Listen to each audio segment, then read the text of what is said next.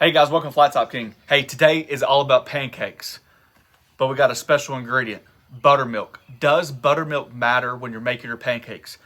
We have tons of pancake videos, and if you know me, you know that we're notorious for our muffin mix pancakes, right? It doesn't matter what flavor you use. My kids love chocolate chips, so that's what we're using today because we're making a bunch.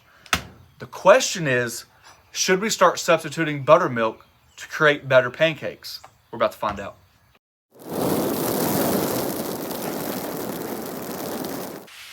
All right, before we get started, we're talking about temperatures on the Blackstone. Mine seems to run extremely hot. Just cleaning the surface off.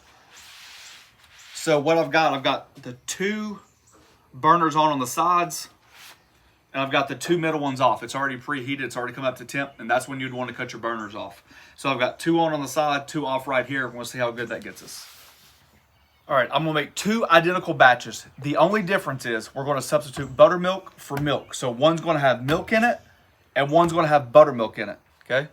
The recipe will be listed on our website. It's extremely easy, but extremely flavorful. So let's get started on that.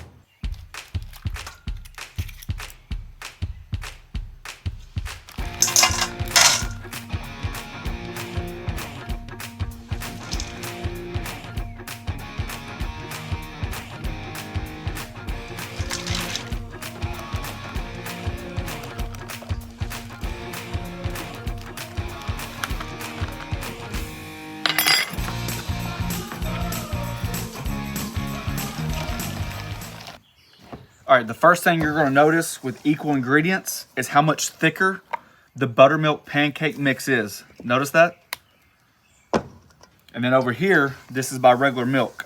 See how much thinner that is? Wow, that's a big difference. That is a big difference. You would never know unless you made them side by side like this. Should I add more mix to that to make it equivalent to that, to be fair? All right, just to make it fair, I've made the executive decision. Notice how thick that is. I'm just gonna add maybe a quarter. So this is a third, so maybe just a third more, probably like a quarter. You don't want it too thick. Let's see what happens there. Of the Bisquick. Yep, there we go. I'm already happy with it. Notice how much thicker it's gotten already? See how it's starting to leave like, see how it's hard to come in? That's perfect. The left side of the griddle, or maybe your right side. This side of the griddle for me is going to be the milk, and this is going to be the buttermilk. All right, really quick. I say all the time you can really tell a lot the way your flat top reacts, especially using butter. I've had these two middle burners off just about the whole time. I just now turned them on because I can tell that we've got some cool spots, and your pancakes need to have that a little bit more heat to them. So we just turned, everything's on low right now. Yep. We're doing 2 scoops per. This is a 2 tablespoons. I think it is. We've measured it before. I think it's 2 tablespoons. It's what we always use for our pancakes. I do know this, when you're making pancakes, especially on a griddle, leave enough space to be able to flip them. The closer you get together, the harder it is to get the spatula inside of them and flip them.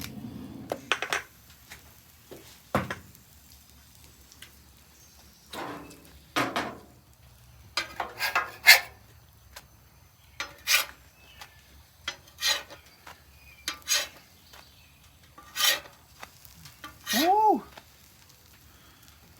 See the color disparity? Look at that. You can tell that's a hot spot right there. That's all about learning your griddle.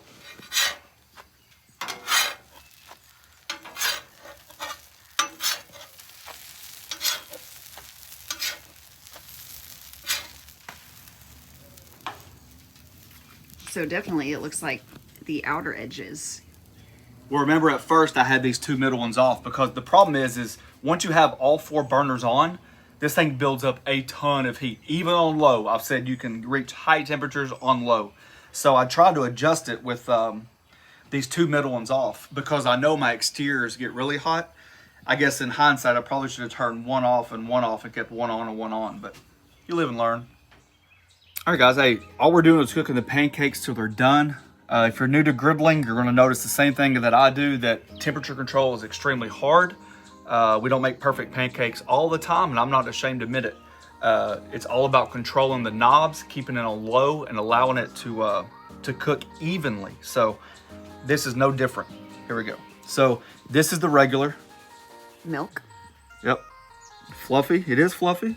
There's no doubt about it. Got some spring to it. Buttermilk here.